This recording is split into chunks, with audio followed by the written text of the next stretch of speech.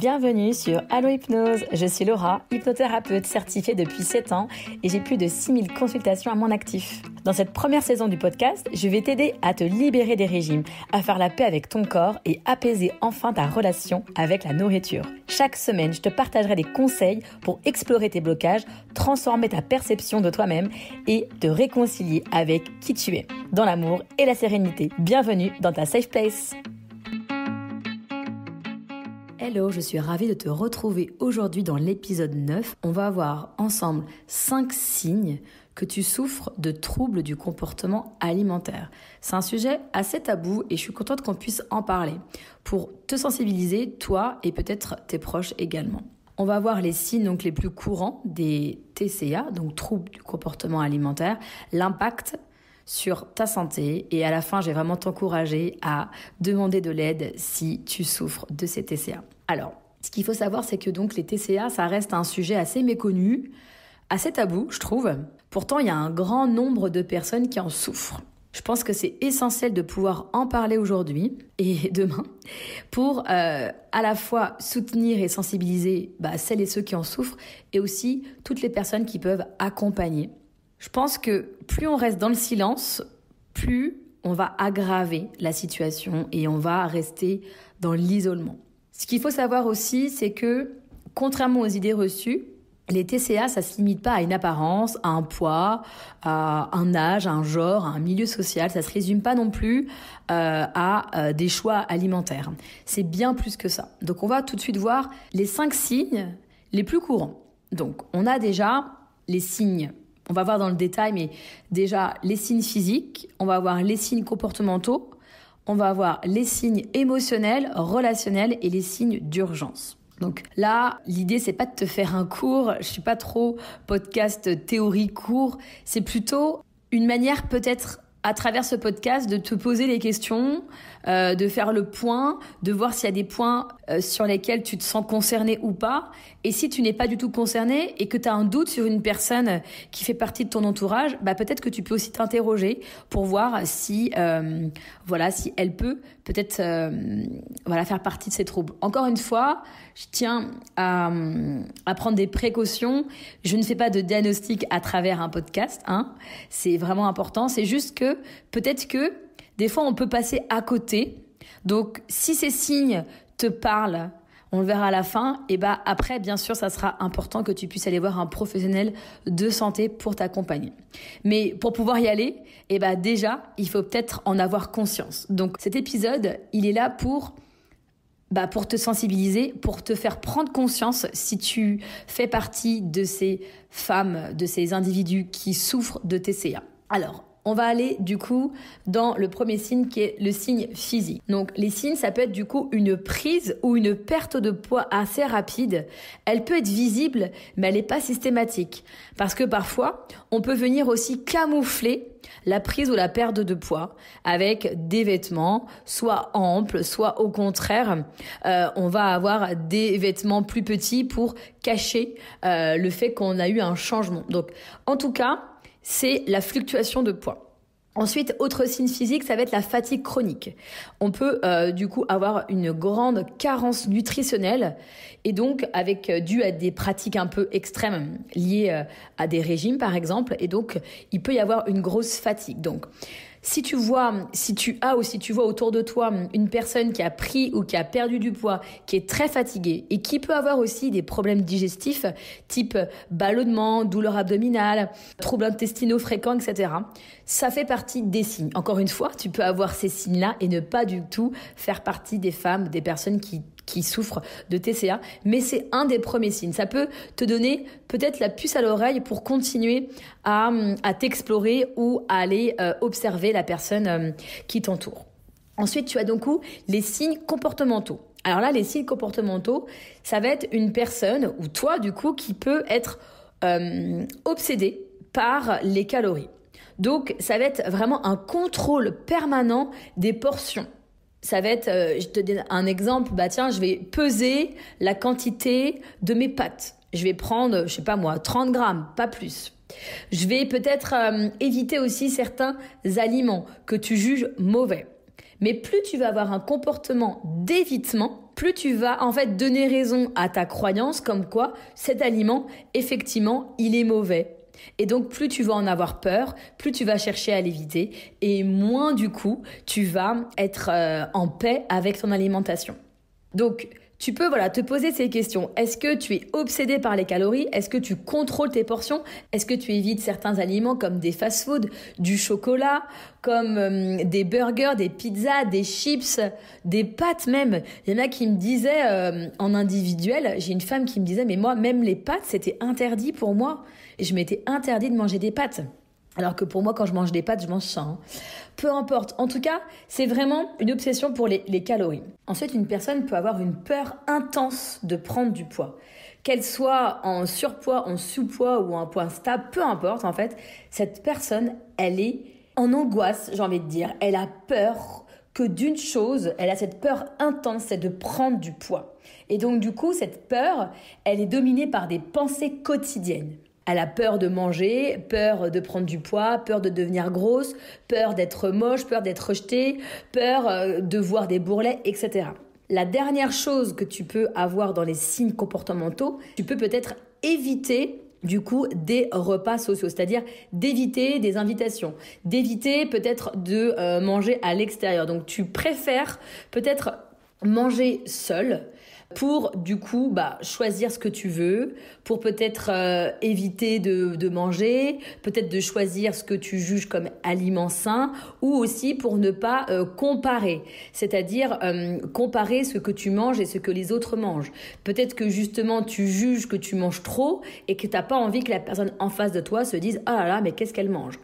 Donc dans les signes comportementaux, pour résumer, tu peux avoir une obsession pour les calories, le besoin de contrôler les portions, d'éviter certains aliments, la peur du coup de prendre du poids, même 1 kilo ça peut être un drame, et d'éviter du coup de manger avec les autres. Donc il n'y a pas de repas partagés, en tout cas on évite les repas, soit pour manger peu, soit pour s'autoriser à manger plus, de peur d'être jugé. On a ensuite des signes émotionnels. Donc les signes émotionnels, il y en a plusieurs, il y a la honte et la culpabilité, donc c'est vraiment des ressentis assez intenses après avoir mangé ou face à son image corporelle. Donc j'ai honte de mon corps, je culpabilise d'avoir mangé, je me sens mal dans ma peau, au point où j'en suis, foutu pour foutu, je vais continuer à manger le paquet de gâteaux alors que j'ai plus faim, etc. Donc pareil, interroge-toi, est-ce que tu as des sentiments de honte, des sentiments de culpabilité autour de ton corps, de ton image corporelle et autour de ton alimentation? Commence par t'interroger tout simplement, je pense que tu as les réponses, c'est évident. Ensuite, autre signe émotionnel, ça peut être de l'anxiété. C'est-à-dire que du coup, il y a beaucoup d'anxiété qui sont... l'anxiété peut être vraiment liée à la nourriture, au repas ou à l'apparence.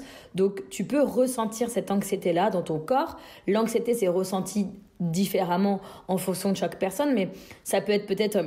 Quand tu y penses, une boule au ventre, ça peut être les mains moites, ça peut être la gorge serrée, ça peut être une envie de pleurer, ça peut être la tête qui tourne, ça peut être les jambes qui tremblent, ça peut être le cœur qui s'accélère, ça peut être le souffle coupé, je ne sais pas. En tout cas, tu peux avoir bien sûr ces symptômes plus ou moins de manière intense, mais voilà, en étant face à ton assiette, en étant face à ton miroir, en étant connecté à tes pensées autour de l'alimentation et autour de ton image, est-ce que ça crée pour toi de l'anxiété ? Et puis, dernier signe émotionnel, c'est l'isolement. C'est-à-dire que du coup, tu vas réduire les interactions sociales pour éviter les jugements et les questions. Donc, c'est un peu comme tout à l'heure, on avait donc des signes comportementaux. Je t'avais mis, je te disais, donc tu peux du coup éviter les repas.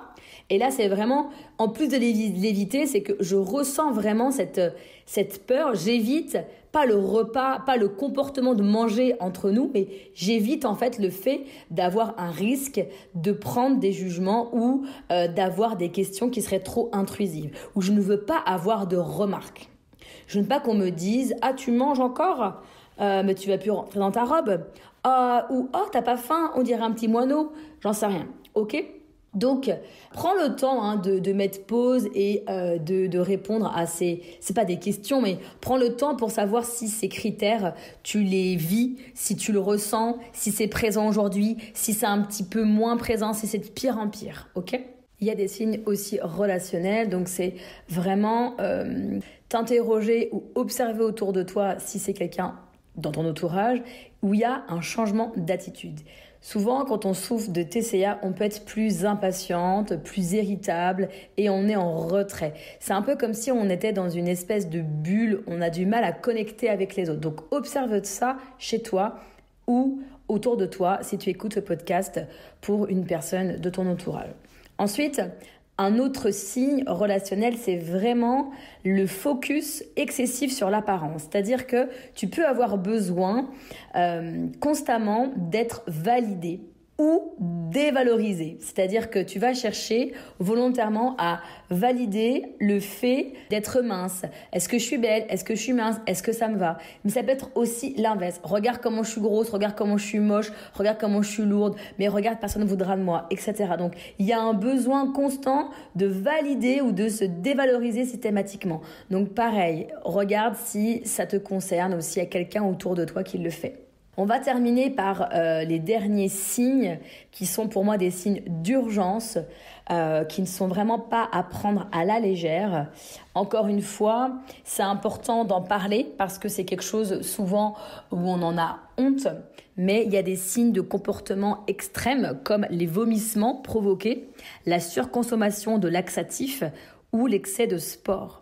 Donc ça aussi, ce sont des signes qui peuvent te mettre la puce à l'oreille. Peut-être que tu en avais déjà conscience, j'imagine. Si tu as eu déjà recours à ces comportements extrêmes, c'est que tu as bien compris qu'il y avait quelque chose que tu étais en train de vivre et que tu souffrais déjà de TCA. Si autour de toi, tu vois des personnes qui pourraient avoir ce genre de comportement, pareil, ce sont des signes d'alerte, ce sont des signes d'urgence. Donc, des vomissements provoqués après manger pour ne pas prendre du poids, consommation de laxatifs, pareil, pour se vider, pour ne pas prendre du poids, le sport pour compenser, etc. Il y a aussi des apparitions de comportements compulsifs comme des crises de boulimie ou de l'hyperphagie contrôlée. Donc tout ça, tous ces signes d'urgence, ils sont vraiment importants à prendre en considération, que tu les vis pour toi ou qu'il y ait ça autour de toi. Les TCA, ils vont avoir un impact sur ta santé. Donc la santé mentale déjà, ça veut dire que tu peux ressentir de l'anxiété, un état dépressif, souvent lié du coup à une faible estime de toi ou à une peur constante de jugement. Tu peux aussi ressentir une obsession envahissante avec donc du coup des pensées liées permanentes autour de la nourriture et autour de l'apparence qui prennent du coup ça prend le dessus sur les autres aspects de ta vie. Tout tourne autour de ça. Toutes ces pensées, elles tournent autour de ça. C'est vraiment, ça t'emprisonne et ça peut du coup venir créer un effet négatif, créer un état dépressif et de l'anxiété chronique sur toi. Ensuite, les TCA peuvent avoir un impact aussi sur ta santé physique, c'est-à-dire que tu peux avoir des carences nutritionnelles. On en a déjà parlé dans d'autres podcasts, dans d'autres épisodes, mais c'est important quand même de le rappeler. Ça peut être de la fatigue extrême, de la perte de cheveux, troubles hormonaux, tu peux perdre tes règles et aussi une fragilité osseuse. Tu peux avoir aussi des complications médicales graves comme une insuffisance cardiaque, des troubles digestifs sévères et même dans certains cas une difficulté du coup à tomber enceinte, donc vraiment des troubles au niveau de l'infertilité dans certains cas. Donc vraiment je suis pas là pour te faire peur, ni toi ni la personne peut-être qui écoute le podcast pour son entourage. C'est juste que je trouve qu'on n'en parle pas assez et c'est un trouble qui est très important, qui peut passer à côté et pour autant ces personnes doivent être aidées vraiment. Donc c'est à ça aussi que le podcast sert, c'est déjà à sensibiliser, à prendre conscience, à remarquer l'ampleur du trouble parce que l'intensité, l'ampleur, l'emprise est différente entre chaque personne. En tout cas, tous ces impacts, en fait, ils sont vraiment importants et ça nécessite une vraie prise en charge parce qu'il y a des conséquences irréversibles. Donc, tout ça pour te dire que moi, je t'encourage à demander de l'aide. Déjà, je pense que ce qui serait important, c'est de commencer à normaliser, pas les TCA, mais à normaliser le recours à des professionnels. C'est-à-dire, ok, il faudrait normaliser le fait d'aller voir le psychiatre, le psychologue, l'hypnothérapeute, la psychothérapeute, peu importe. Les TCA, ce n'est pas une faiblesse, ce n'est pas une question de volonté. C'est important de consulter. Donc, peu importe qui, mais en tout cas, c'est important d'être accompagné, d'aller voir la personne qui te comprend le mieux, la personne avec qui tu te sens en sécurité, la personne avec qui tu peux établir une relation saine. Pourquoi ? Parce que cette personne-là, si tu arrives à être connecté avec elle, elle va t'aider à avoir une relation saine après avec toi et avec la nourriture. Donc, je vais te donner quelques étapes pour entamer, on va dire, un chemin de guérison. Pour moi, la première étape, ça va être de reconnaître les signes. Donc, tous les signes que je t'ai partagés précédemment, tu peux les réécouter, tu peux peut-être les noter, ce que tu as. Alors, il y en a peut-être bien sûr d'autres. Je ne peux pas te donner tous les signes du monde, bien sûr. Mais déjà, quels sont les signes que tu as, ceux que tu n'as plus, ceux que tu avais, ceux que tu redoutes peut-être, ceux qui montrent que, ouais, il y a quelque chose qui cloche. Je sens que je suis pas moi, je sens que je suis pas libre, je sens que je suis pas heureuse. Donc note ces signes et accepte-les. On peut pas, je dis souvent, on peut pas guérir d'une fracture à la jambe si on n'a pas accepté qu'elle était cassée avant. Parce qu'en fait, si j'ai pas accepté d'avoir mal, j'ai pas été faire ma radio, j'ai pas vu qu'il y avait une fracture et je peux pas aller bénéficier d'un plâtre. C'est la même chose. Pour pouvoir te faire aider, il va falloir accepter que ok. J'ai peut-être, je dis bien j'ai peut-être puisque ici on est dans l'épisode, on n'est pas en face à face, j'ai peut-être un trouble du comportement alimentaire, je vais aller me faire aider. La personne qui va m'accompagner, m'aider, va peut-être valider ou non ce trouble et après je pourrai avoir les meilleurs outils et le meilleur accompagnement. Ensuite, je t'invite vraiment à en parler à un proche, pas à tout le monde. Ça n'a aucun intérêt parce que les personnes qui ne vivent pas ça ne peuvent pas toujours comprendre et ça peut encore plus être difficile pour toi. Ça veut dire que déjà, c'est dur ce que tu vis et en plus tu en parles et la personne ne comprend pas, te juge, hop, double peine. Donc vraiment pas le but. Soit tu sais qu'il y a une personne de confiance à qui tu peux en parler et à qui tu sais qu'elle va t'écouter pleinement. Une personne, tu sais que elle te comprendra, elle te jugera pas et elle acceptera tes troubles. Si c'est le cas, super. Si c'est pas le cas, le mieux c'est de pas en parler à un proche et d'en parler uniquement à un professionnel de santé qui lui arrivera, puisque c'est son travail, il n'a pas le choix, arrivera à rester bienveillant, sans jugement. Et ensuite, je t'invite à aller explorer les différentes solutions adaptées. Que ça soit une thérapie cognitive, que ça soit une thérapie peut-être familiale, que ça soit de l'hypnose, que ça soit de la sophro, que ça soit une psychologue, un psychiatre, peu importe. Il y a plein de manières différentes. C'est à toi de savoir quelle est la meilleure manière de t'accompagner. Voilà, en tout cas, moi, je te souhaite beaucoup de courage et vraiment, je souhaite que cet épisode puisse briser un petit peu le silence et te permettre d'agir. Donc, les TCA, pour conclure, en quelque sorte, c'est vraiment complexe, mais ce n'est pas insurmontable. En commençant à les reconnaître et en osant demander de l'aide, c'est vraiment possible pour toi de t'engager sur le chemin de la guérison. Vraiment. Donc, peut-être que tu peux garder cette phrase en tête. Et si tu as des questions, si tu as besoin d'échanger sur ces signes, si tu souffres, toi, de TCA ou qu'il y a quelqu'un dans ton entourage qui en souffre et que tu as besoin de m'écrire, tu peux bien sûr m'écrire un message privé sur mon compte Instagram Allo Hypnose. Et moi, je te dis à la semaine prochaine pour un nouvel épisode.